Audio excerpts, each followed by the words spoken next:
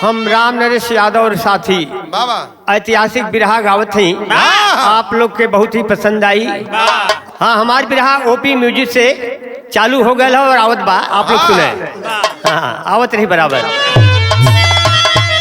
रूपनगर राजा को छोटा छोटा राज रहल, जब बादशाह राज करते दिल्ली पर छोटे छोटे राज में टुकड़े टुकड़े में बढ़ गए रहल। कभी भाव दहलन रूपनगर राजा को पाती भेजा औरंगजेब उत्पाती, हुस्न की माती कन्या कनकलता पे चूर।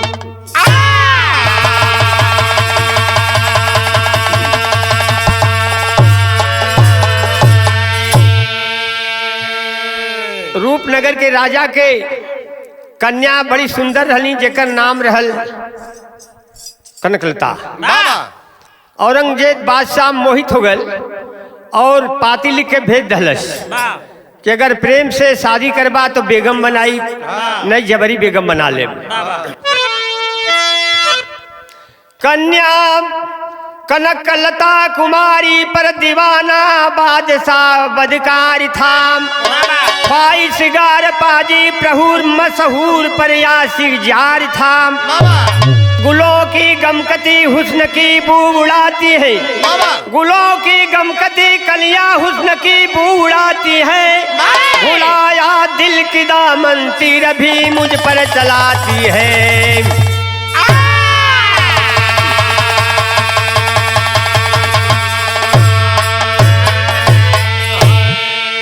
चंद्र बदनी सुता दे दो तो मुझे मैं इज्जत से लाऊंगा।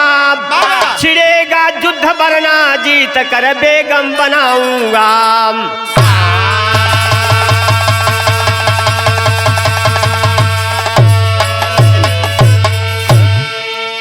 जब कनकलता पाती पौलिन है तो पढ़ली न कि औरंगजेब धमकी देता हो कि अगर प्रेम से शादी करबू तो ठीक हो, नहीं जबरी हम डोला फना के बेगम बना ले। तो अपने छोटे छोटे राज्यन में देश के हर कोने में लेटर लिख के पठावे लगनी, गुहार देवे लगलिन, दोहाई करे लगलिन। तो कभी तर्ज लिखलन पुरानी फिल्म से।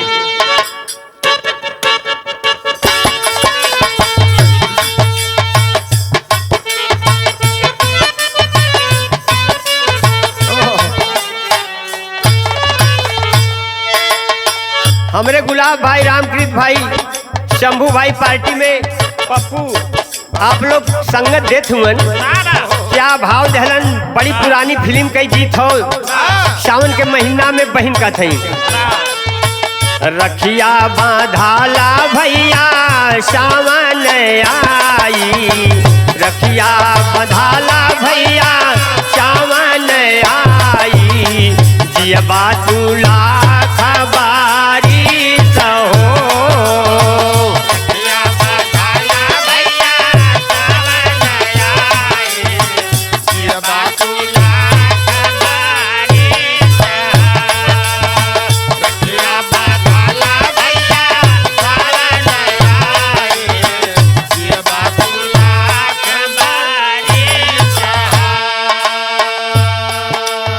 यही तर्ज में कवि जी भाव दहलन बिरहा के अंदर। लिखी लिखी पतिया रानी भेजली धावा नावा से, लिखी लिखी पतिया रानी भेजली धावा नावा से। राखे कोई लाजिया हमार हो।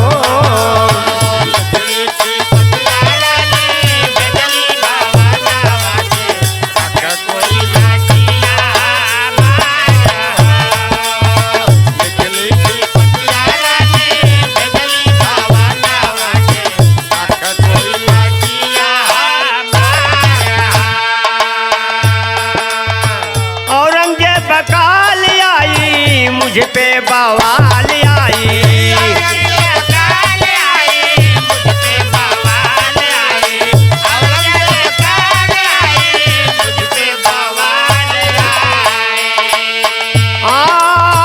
धर्म हमार लूटी सनवा तो हार लूटी।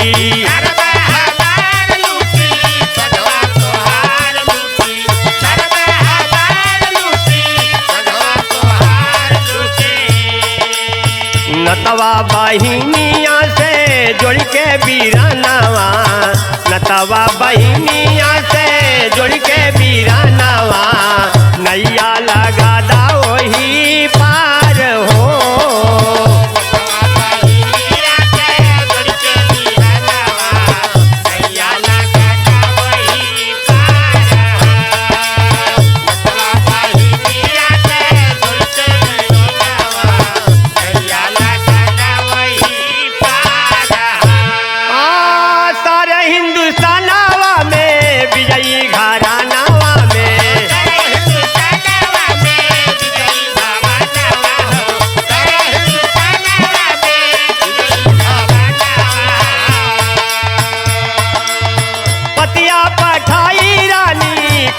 सुनाई रानी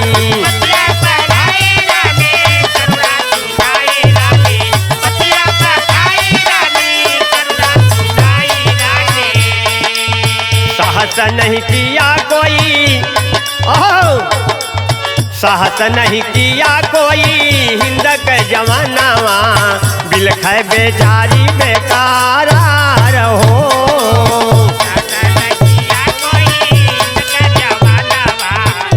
सारे हिंदुस्तान के कोने कोने में अपन पत्र पहुंचा दनी धावन से, कोई मदद करे के तैयार ना भैल। ऐसी औरंगजेब का नाम जे सुने पत्रिका रख दे।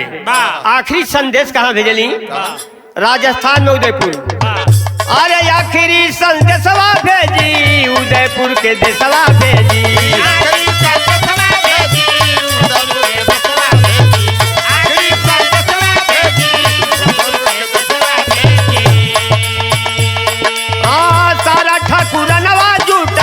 सब कर गरदनवा झुकल,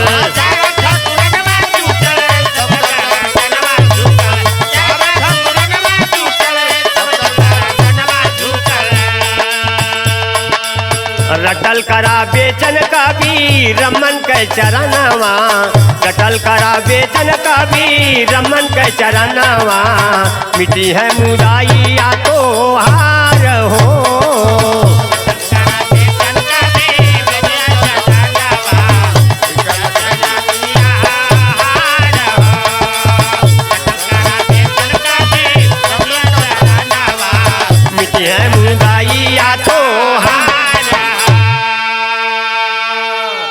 आखिरी लेटर उदयपुर में भेजलिन, जहां की छत्री इकट्ठा रहलन। लेटर थाम के सब नीचे मुड़ी के लहलस। साहस नहीं किया कोई झुका सब छत्रियों का सर, कटारी गिर गया नीचे को मस्तक खाए गयल चक्कराम।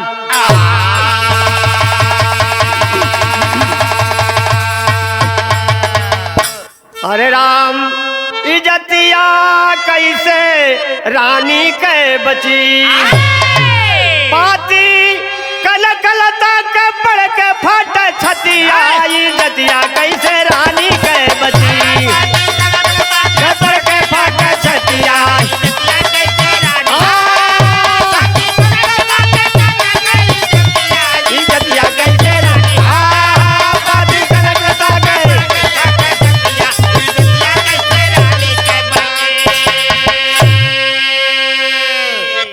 शोकित सारा राजपुताना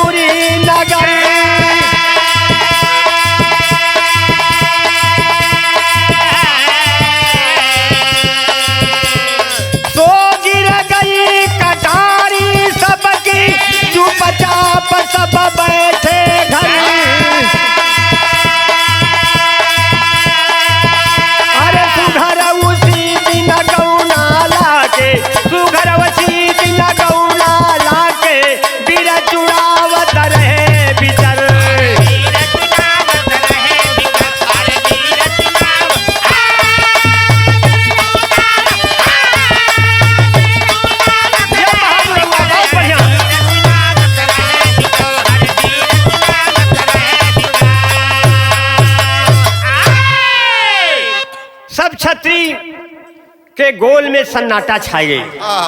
वीर चुड़ावत सरदार गौना लिया के बिनहिया डोला फना के लिया के दुल्हन घरे बैठा के विचरत रहलन। देखलन छतिन के सभा में पहुंच गिलन और देखलन कि बड़ा मुरझा लोग बैठल हुए। चुड़ावत सरदार पूछलन, हाँ कैसे पूछलन? अरे देखे मुरझायल सबा, अब देखे मुरझायल सबा, बीरन का चहारवा, बैठे नौजवान सब झुकाई के लीलारवा।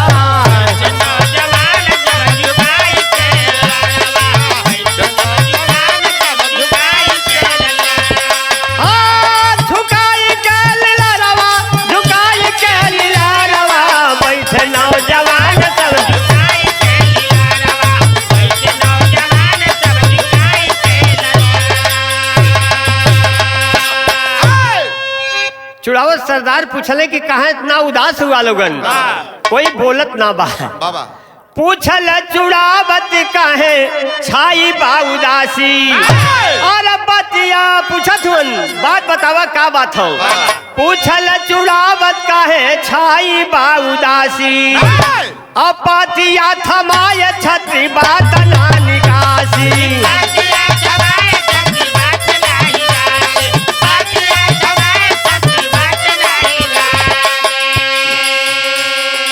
अरे पतिया पढ़त बिर के चलहल जुल्म जारवा, बैठे नौजवान सब झुकाई के लीलारवा।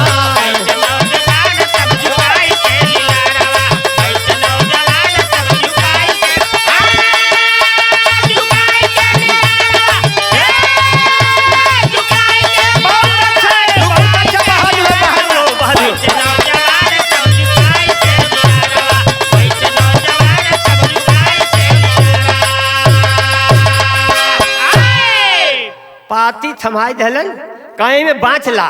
कोई के बोली ना आयल कि काहे बदे उदास है। तयाला में कभी भाव लगे उन्हें चार लाइन।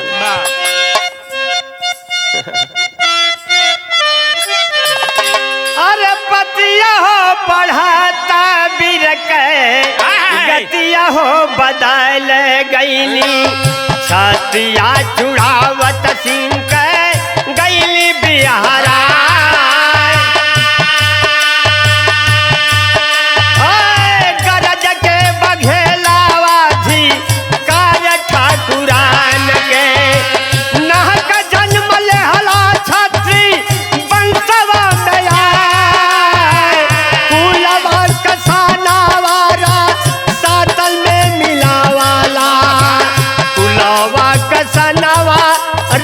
तल में मिलवला, अरे दुधावा मतरिया के देहला भीतरा, कुलवा कसनवा रसा तल में मिलावला, दुधावा मतरिया के देहला भीतरा।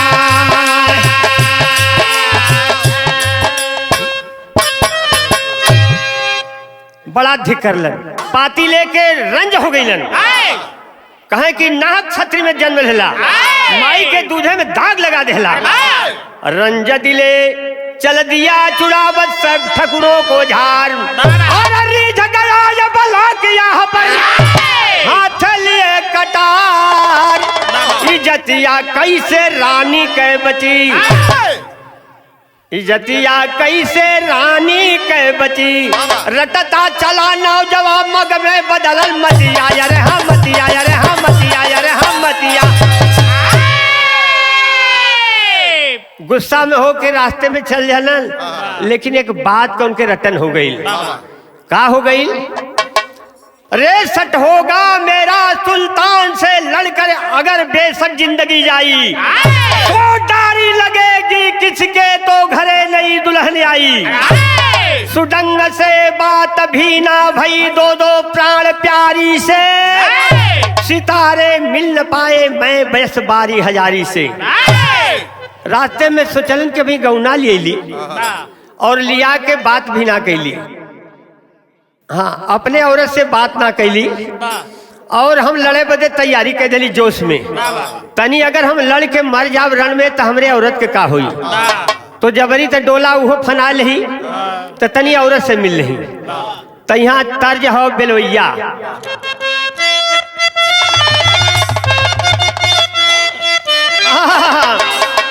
तो तोरी नैना कटारी ई बेलवैया हो।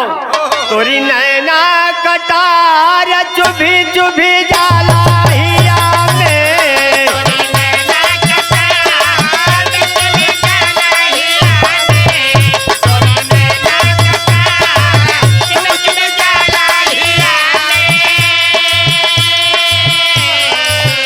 आधे रास्ते से जोश में लड़े के तैयारी बनौलन फिर घूम गईलन घर जाए बदे।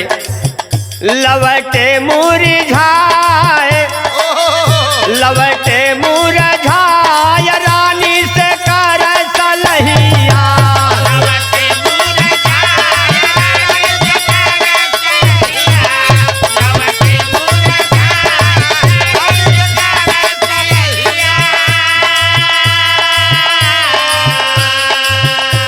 जब ही देवड़ी के यहाँ पहुँचलन है दुल्हन घूंघट से निहारत है मूर्छित देखली ने अपने पति के। अब वही भेंट ना भैया लेकिन समझ गई कोनो कारण हो। बारी गवन के बहुरिया हो घूंघट से निहार। पूछ बिलख के बेचारी अरे पूछ बिलख के बेचारी मुख धूमिल तोहार। अब सुख कैसा नहीं आ भुलाई के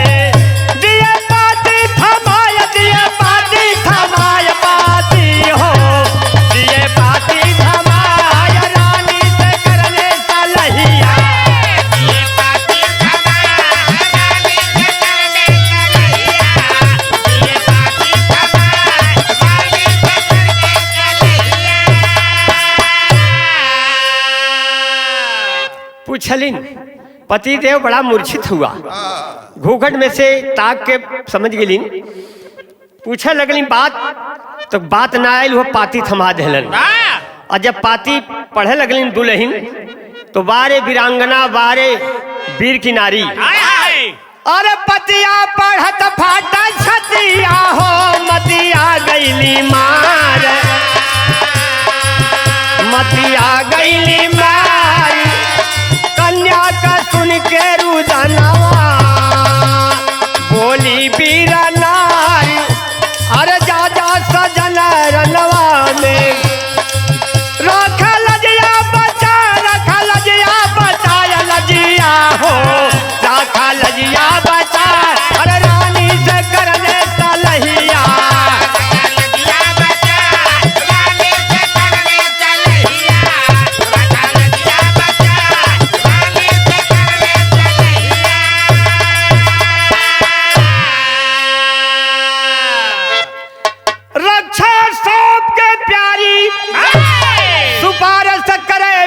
नारी हो इज्जतिया कैसे रानी के बची। इतनी हिम्मत एक हिंदू धर्म के लड़की के जबरदस्ती अपना लीन ललकार लीन। रक्षा सौंप के प्यारी सुपारस करे वीर का नारी हो इज्जतिया कैसे रानी के बची। अरे साफ है राण करा बदमाशन के औरतिया औरतिया औरतिया औरतिया साफ है राण करा बदमाशन के औरतिया यतिया कैसे रानी के बची। सब हुआ ना लगावा चौकड़ा वैसे ही। अरे सब हुआ ना चूड़ावत को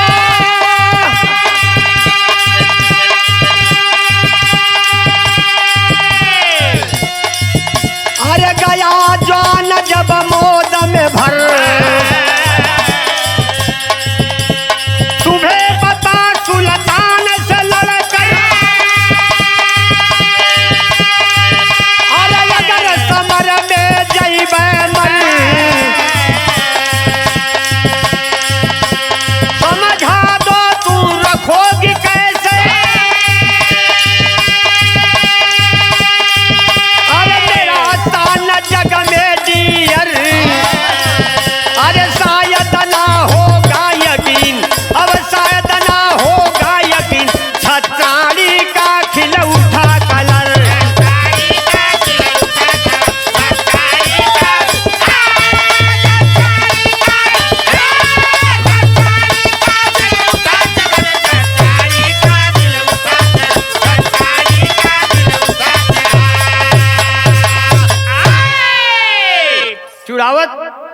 सरदार कहला कि हम जात ही लड़े, ललकार के भेजत हूँ, अगर हम मर जाब रण में जाके लड़के तो बतावा इज्जत कैसे रखबू।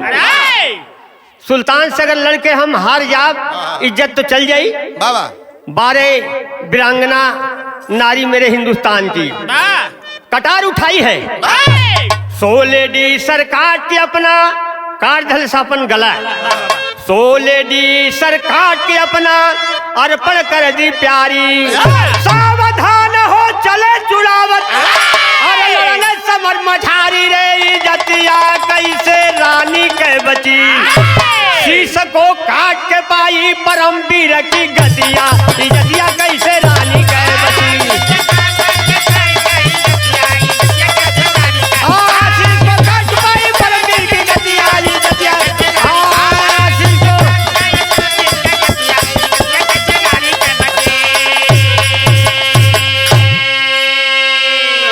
अपने सर को धड़ से अलग कर देती है, इनको विश्वास देने के लिए कि वीर पुरुष की वीर नारी कैसी होती है। अभी जोश में कटार उठौलन और लड़े बदे चल रहलन, तो यहाँ तर्ज है बतौले ली। जब प्यार किया तो डरना क्या, जब रण में चुड़ावत चलने लगा।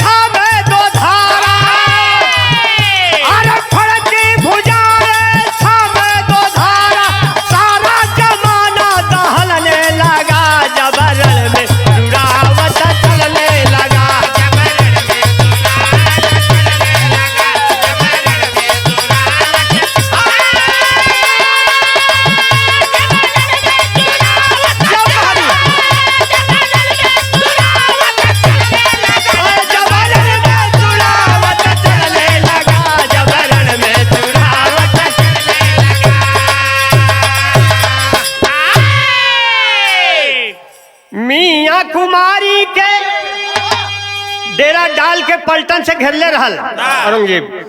मियाँ कुमारी के बंगले को घेरा, बाजी औरंगजेब डाला था डेरा।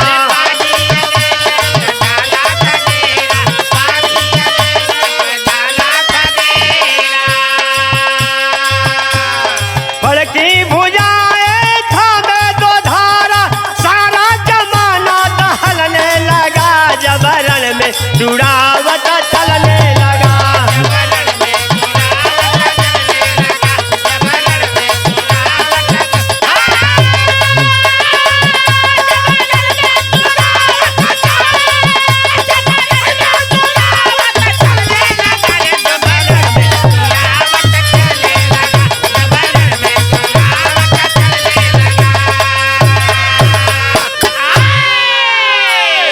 चौमुख से सेना पलटन तैयार बाब, तलवार का लड़ाई बहुत रहल पहले।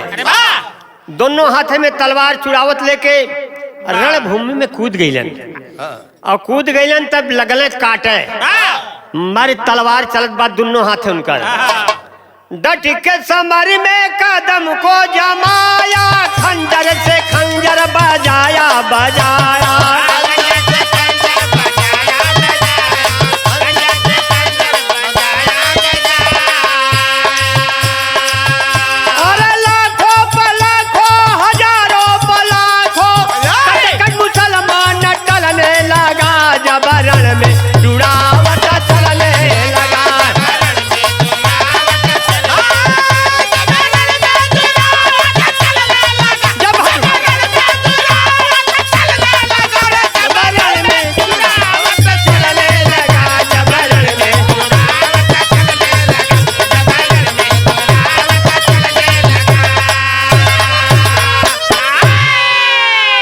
लासन पर लासन का खरिहान कह दिलन, दोनों हाथे से तलवार चलावत रहल खंजर।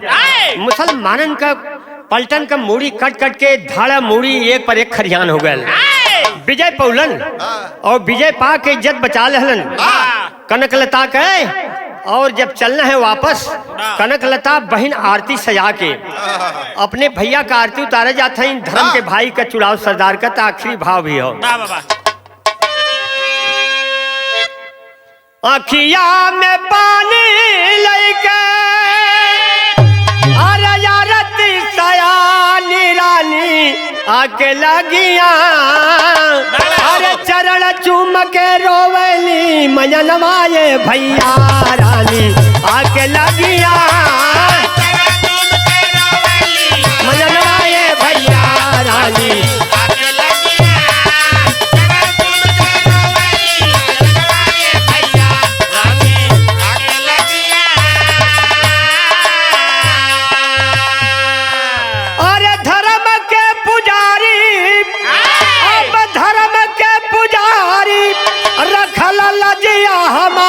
हमके लागी दगिया अरे भौजी डाली हमारे पीछे जनवाए भैया हमके लागी दगिया।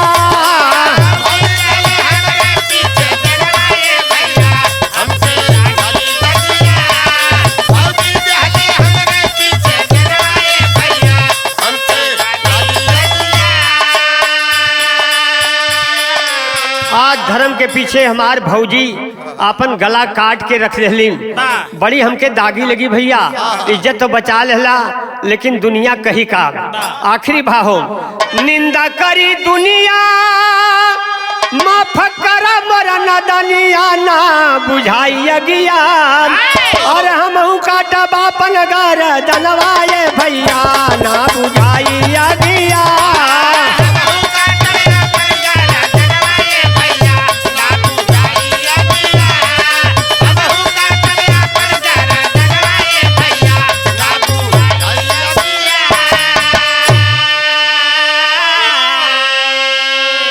करुणा करके भाई बहन चुड़ाव सरदार कनकलता करुणा करके भाई बहन एक साथ में गर्दन काटे गला निरख कभी बेचन कहते अरे दुश्मन का छाती फाटे अब ये जतिया कैसे रानी कै बची अरे गाँव नरेश यादव इतिहास के बतिया इजतिया कैसे रानी कै बची इतिहास का बतिया।